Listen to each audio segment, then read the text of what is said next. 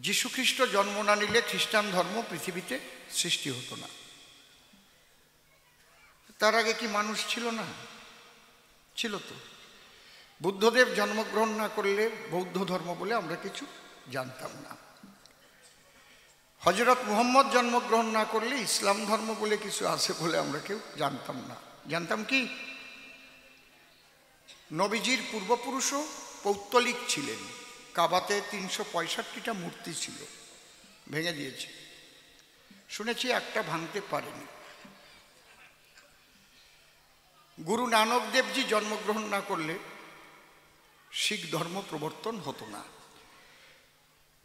আদি হচ্ছে সনাতন, যে ধর্মের কোনো প্রবর্তক নেই, সাল তারিখ নেই। সনাতন কেন নাম? ব্রহ্মই সনাতন, সনাতনী ব্রহ্ম। যে মহাশক্তির খেলা চলছে অনন্ত ব্রহ্মাণ্ডে, সুপ্রিম পাওয়ার, সেটাই হচ্ছে সনাতন। আমাদের বেদে বলছে যদেকং নিষ্কলং ব্রহ্ম বোমাতীত নিরঞ্জনম অপ্রতর্কম অভিজ্ঞং বিনাশোৎপত্তি পরিবর্জিতম। যার বিনাশও নাই, যার উৎপত্তিও নাই। যে বিনাশ হয়ে যাবে সেই শক্তি তাও না, আবার সেই শক্তি যে উৎপন্ন করতে পারবে কেউ তাও না। সেই শক্তি নিজেকে নিজে স্বইচ্ছায় প্রকাশ ঘটায়, আবার লয় ঘটিয়ে নিজের মধ্যে আবার লুকিয়ে নেয়। সৃষ্টি, স্থিতি, লয়, তিনটের কর্তা সেই মহাশক্তি। এই জন্যে আমাদের ঋষি যারা, তারা চণ্ডীতে বললেন যা দেবী সর্বভূতেষু শক্তি রূপেণ সংস্থিতা নমস্তস্যৈ নমস্তস্যৈ নমস্তস্যৈ নমঃ। কোথায় গিয়ে বলেছে দেখেছেন? সেই শক্তি তাকে মাতৃরূপে পূজা করেছে। এই জন্যে আমাদের ভাগবত বললেন ঈশ্বর পরমকৃষ্ণ সচ্চিদানন্দ বিগ্রহ অনাদিরাদি গোবিন্দ সর্বকারণে কারণম। সমস্ত কারণের কারণ, যা কারণ হচ্ছে অকারণ সকারণ ব্যাকরণ, কারণের কারণ হচ্ছে সেই মহাশক্তি। সেইটাই হচ্ছে সনাতন, শাশ্বত। বর্তমান যার নাম হিন্দু ধর্ম।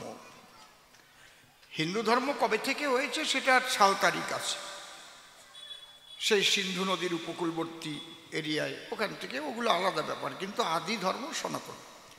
সনাতন ধর্ম বিশ্বের আদি ধর্ম এবং সনাতনই শেষ ধর্ম। আর কোনো ধর্ম কিচ্ছু থাকবে না, সনাতনই সব আবার লয় হয়ে যাবে। সেই শাশ্বত সনাতন এবং সর্বশ্রেষ্ঠ ধর্ম সনাতন। কেন? আমি ভাবের গড্ডালিকায় বললে তো হবে না, আমাকে বুঝিয়ে বলতে হবে। কারণ যারা মুসলমান তারা বলবে আমাদের ইসলাম শ্রেষ্ঠ, যারা বৌদ্ধ ধর্ম তারা বলবে, ধর্মী তারা বলবে আমাদের এটাই শ্রেষ্ঠ। কেন শ্রেষ্ঠ? সনাতন ধর্মের সাধনার স্বাধীনতা আছে। তুমি কৃষ্ণ বসতে পারো, রাম বসতে পারো, কালী বসতে পারো, গাছ বসতে পারো, মাছ বসতে পারো, তোমাকে কেউ মানা করবে না। নিরাকারবাদী হতে পারো, কেউ বলবে না এটা করলে কিন্তু তোমাকে গলা কেটে দেব। আমরা গাছের পূজাও করি, মাছের পূজা করি। আমরা কুমিরের পূজা করতাম পৌষ সংক্রান্তিতে, কি করতাম না? নাকি আলোই গান গেয়ে, কি বলেন? কারা কারা জানেন একটু হাত তোলেন। কুমির পুজো। হেঁসড়া পুজো কারা কারা জানেন একটু হাত তোলেন তো। হেঁসড়া পুজো কত ভালো, নিজেকে নিজে গর্বিত মনে হয় আমি সনাতন ধর্মে মানুষ রূপে জন্মগ্রহণ করেছি। দেখেছে? গাছে ঢিল বেঁধে সেখান থেকে সন্তান হয় ভক্তির দ্বারায়। দুরারোগ্য ব্যাধি সেরে যায়। একটা গাছে দেখবেন এই ভাড়া বাঁধে, সিঁদুর মাখায়। তার মানে সর্বং খল্লু ইদং ব্রহ্ম, সব কিছুর মধ্যেই তিনি। সর্বত পানিপাদং তৎসর্বতক্ষী শিরমুখং সর্বত শ্রুতিমল্লকে সর্বমাবৃত তিষ্ঠতি। সর্বময় সেই সনাতন। অমা, এই কথাগুলো খুব কাজের কথা। এত চঞ্চলতা নিয়ে কবিগান শুনতে বসা উচিত না। কারণ কবিগান শুনলে প্রচুর জ্ঞান অর্জন হয়। আমি অজ্ঞানী হতে পারি, কিন্তু আমি যে কথাগুলো বলছি আমার কথা না। ঋষিদের কথা। এটা শুনলে কাজে লাগবে। আপনার চিন্তার চেতনা অনেক প্রসারিত হয়ে যাবে, গণ্ডিবদ্ধতা কেটে যাবে। এই সনাতন ধর্মের মধ্যে বিভিন্ন মতপথ রয়েছে। এই জন্যই শ্রী শ্রী ঠাকুর রামকৃষ্ণদেব বলেছেন, যত মত তত পথ। হতেই পারে একটা নদী দিয়েই যে সাগরে যেতে হবে এটা তো হতে পারে না। বিভিন্ন নদীতে নৌকা ভাসাতেই পারে, কিন্তু সাগর মোহনায় গিয়ে সবাই এক জায়গায় মিলিত হবে। হরিবল হরিবল। ঠিক আছে? একদম পরিষ্কার পরিচ্ছন্ন ধর্মকথা, এর মধ্যে কোনো আবিলতা নাই।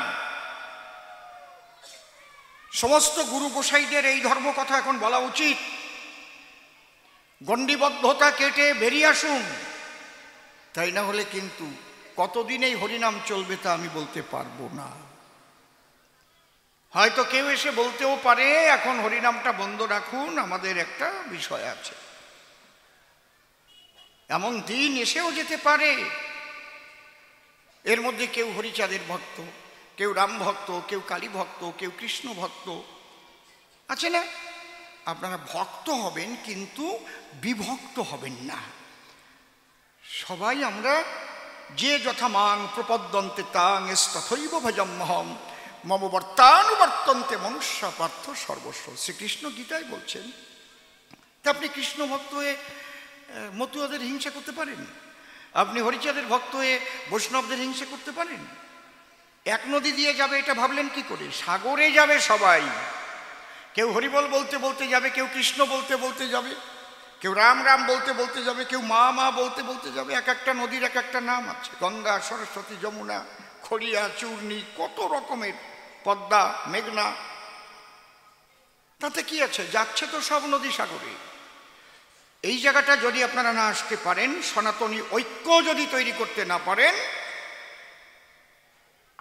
আপনাদের ভবিষ্যৎ খুবই ভয়ঙ্কর। আমি এই কথাটাই বলতে চাই। এটা কোনো রাজনীতির কথা না। কে কোন রাজনীতি করবেন করেন গিয়ে, ও জায়গা আমার কোনো রকম কোনো কথা নাই। কিন্তু ধর্মকে যদি রক্ষা করতে আপনি না পারেন,